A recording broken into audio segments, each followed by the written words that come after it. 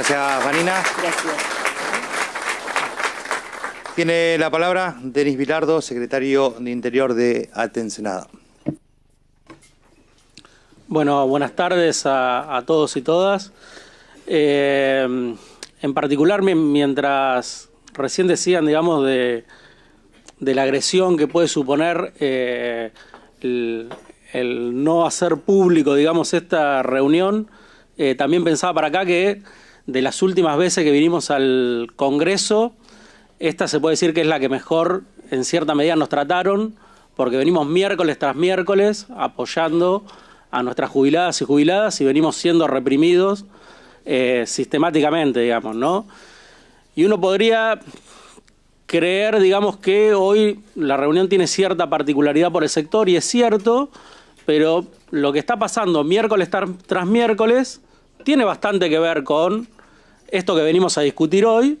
Por acá no venimos a discutir la publicación de un decreto o de un par de decretos, aunque después lo vamos a abordar públicamente en particular, sino lo que venimos a discutir acá es un plan de destrucción que se inició el mismo día que asumió este gobierno.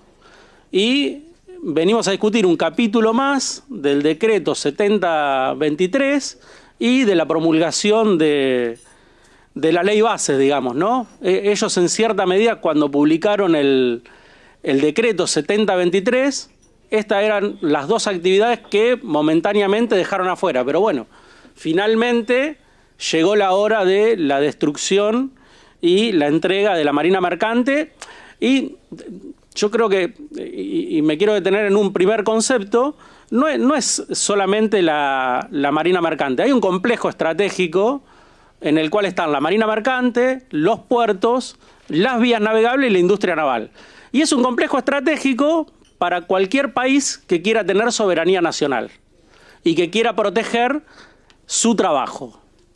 Y en un mundo, digamos, convulsionado por una guerra comercial, donde todos los países disputan agregar valor en sus economías, tenemos un gobierno que hace exactamente todo lo contrario, ¿no? Más allá de los halagos públicos a Trump, mientras en Estados Unidos hacen un fondo para poder financiar la construcción de decenas de buques para poder fortalecer fundamentalmente su producción. No es porque le gusta hacer buques, sino porque empezaron a tener límites y problemas con las navieras que no querían transportar la producción que le interesa a los Estados Unidos, empiezan a financiar y a hacer buques. Acá tenemos el decreto 273 del 25, que plantea absolutamente todo lo contrario. Elimina el ingreso de buques usados vía un certificado que se hacía anteriormente, que es el CIBU, que le planteaba a las cámaras empresarias si había posibilidad de construir esos bienes de capital. Ahora directamente se elimina de un plumazo y van a ingresar buques usados. No sé bien a qué bandera, porque después sacaron otro, digamos, donde dijeron que no va a existir la bandera nacional. Pero bueno, no es solamente los buques, es una de las exigencias del último préstamo con el Fondo Monetario Internacional, también destruir el complejo industrial de las máquinas agrícolas. Entonces también van a entrar máquinas agrícolas usadas, y todo bien de capital que ande dando vuelta por el mundo como chatarra, tienen el plan de que ingrese usado al territorio nacional. Entonces me parece que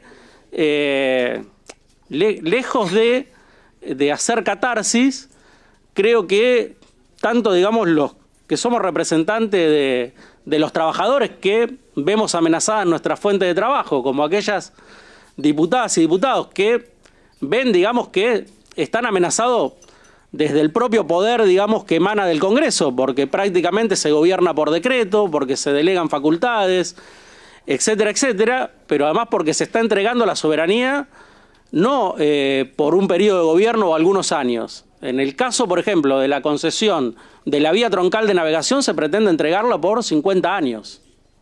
Entonces, me parece que para mí hay que discutir estos temas profundamente, y como ellos tienen una ley base y una hoja de ruta, creo que hay que tener una hoja de ruta un poco contrapuestas a esas pretensiones. ¿Por qué contrapuestas a esas pretensiones y por qué la soberanía marítima? Porque si no, no hay futuro para este país. O sea, no hay manera de que vivan en este país 44 millones de argentinas y argentinos con derecho, con trabajo, con acceso a la vivienda, a la educación y a la salud, sin tener soberanía marítima. Por una sencilla razón, porque 2 de cada 3 kilómetros de nuestro territorio están sumergidos en nuestra plataforma submarina. Y porque además somos un país que tenemos y que sufrimos una ocupación de una potencia extranjera que ocupa más de 2 millones de kilómetros, de los cuales 16.000 están en tierra, en las islas, y el resto es nuestra plataforma submarina. Y nosotros, sin marina mercante, no podríamos haber batallado en Malvinas.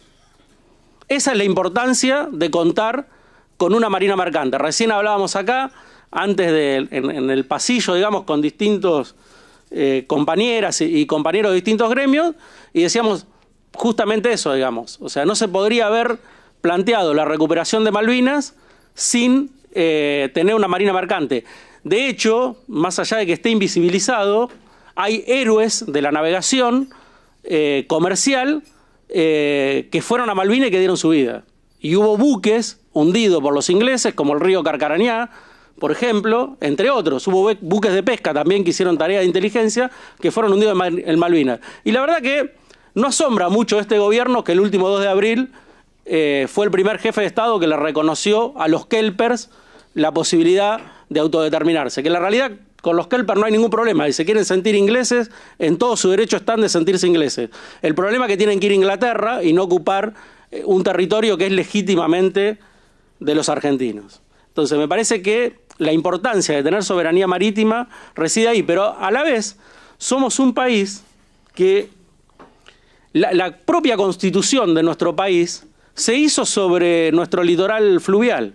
O sea, no hubiese habido declaración de la independencia, esto no lo digo yo, lo dice San Martín, si el almirante Brown no hubiese derrotado en el combate de Montevideo. El San Martín, que no era muy propicio a los elogios, dijo el almirante Brown fue quien permitió la declaración de la soberanía. Y después hay una cantidad de hechos y de hitos, que algunos son combates, pero otros son obras de infraestructura muy importante que encaró el Estado argentino, que hicieron a la unidad nacional. O sea, sin navegación interior no habría unidad nacional. Yo pertenezco a la Asociación de Trabajadores del Estado. ¿Saben dónde se fundó la Asociación de Trabajadores del Estado? En la isla de Marchi. Y miro al compañero de Dragado y Balizamiento porque justamente este gobierno quiere destruir ese lugar. En ese lugar trabajaron miles de trabajadores. Y los países que tienen litoral marítimo, por lo general, los que han decidido tener flota mercante, la flota más importante es la flota mercante.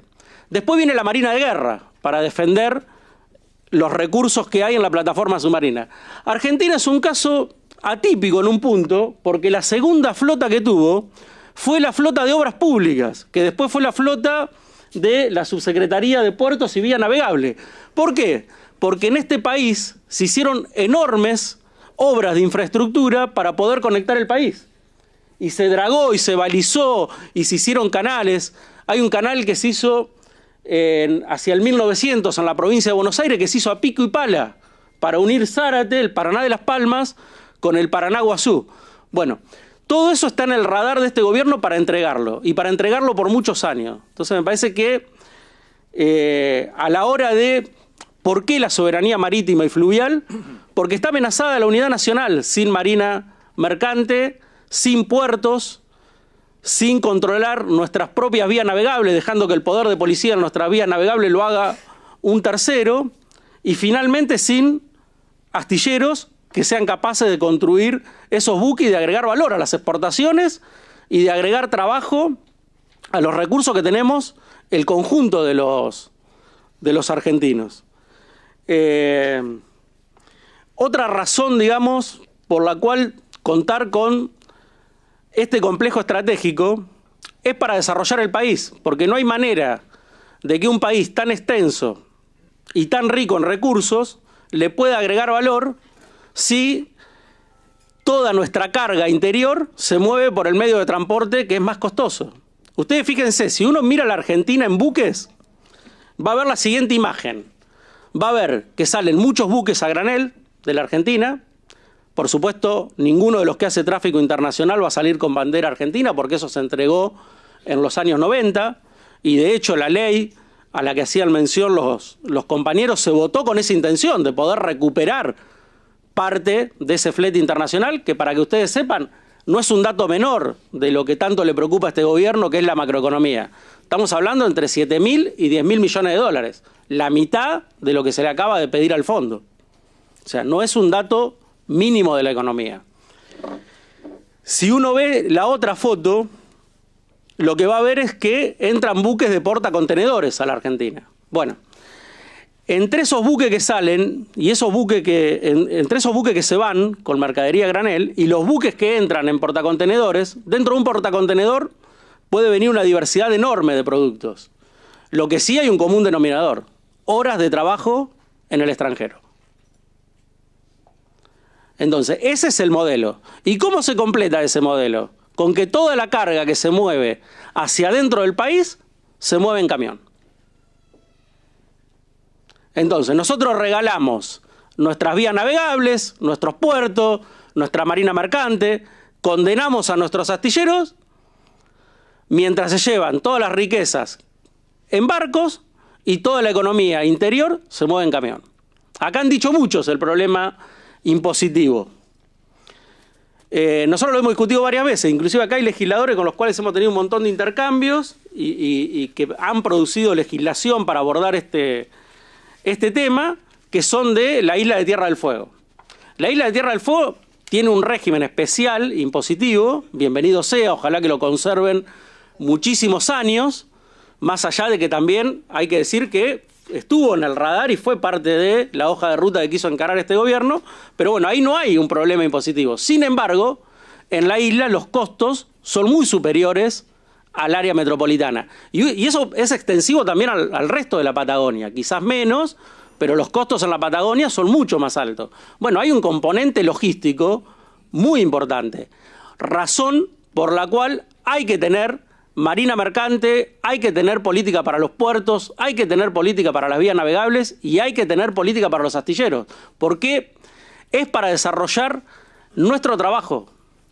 No podemos condenar a que toda la Patagonia y la isla de Tierra del Fuego se abastezca por camión. O sea, somos el único país que pone un camión en el puerto de Buenos Aires y lo lleva al puerto de Ushuaia. 3.000 kilómetros. Hay que pasar el estrecho de Magallanes cruzando en una balsa chilena. Somos el único país del mundo que hace eso. Y ahí no hay problemas impositivos, ahí hay un problema logístico. Bueno, el gobierno acaba de sacar el cepo y festejarlo. Hay que informarle que la economía argentina tiene un cepo logístico. Tiene un cepo logístico. Toda la Patagonia sufre de ese cepo logístico, pero no solamente la Patagonia, porque el astillero Río Santiago está en Ensenada, ¿no? Si de Ensenada nosotros queremos navegar a Mar del Plata, tenemos que pasar por Uruguay. O sea, cualquiera que quiera hacer ese tráfico tiene que ir a navegar por el canal de Punta Indio, salir y volver a entrar para ir a cualquier puerto inclusive dentro de la propia provincia de Buenos Aires, el puerto de Mar del Plata, el puerto de Quequén, el puerto de Bahía Blanca, digamos. Bueno, eso también es una razón para abordar de manera integral este problema y tener una política, porque entre las primeras medidas que hizo este gobierno de Milei fue habilitarle al puerto de Montevideo un canal de acceso de 14 metros, con lo cual debilita toda la estructura portuaria en el Río de la Plata, dejando al puerto de Buenos Aires, al de Dock Sud, al de La Plata, al de Zárate, como puertos subsidiarios de Montevideo. O sea, hay toda una política de destrucción más de conjunto sobre este sector, porque finalmente se quiere ceder toda soberanía y se lo está haciendo por acto propio y a decreto limpio. Un decreto atrás de otro. Entonces me da la sensación de que una parte de decir basta es generar una hoja de ruta, digamos acá, que revierta.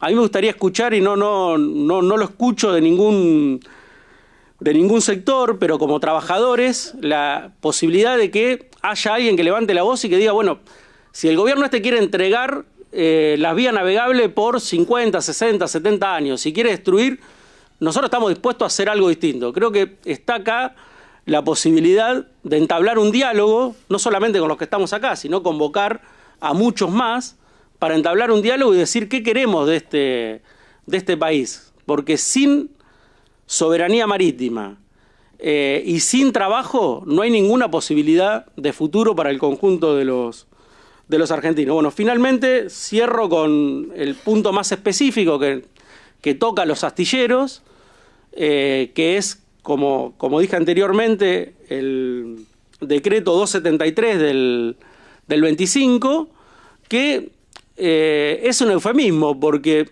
plantea que para la competitividad de la economía desregula y pone en la misma condición un buque usado que un buque nuevo. O sea, no hay manera de fabricar algo usado. O sea, ningún astillero puede construir un buque usado por más que se esfuerce. O sea, podemos hacer muchas cosas, pero eso no hay manera de hacerlo.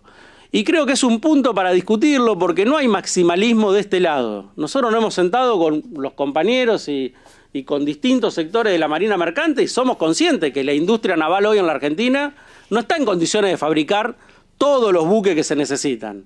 Pero hemos dialogado y hemos encontrado caminos en común. Le hemos planteado que se importe un buque y se construya un buque de las mismas características, de los cuales, por supuesto, la industria naval está en condiciones de construir. Bueno, me parece que hay caminos para explorar y para trabajar para poder encontrar un rumbo distinto a esta destrucción a puro decretazo que viene llevando adelante el gobierno de Milei, que lo único que está avanzando es la destrucción del país. Muchas gracias.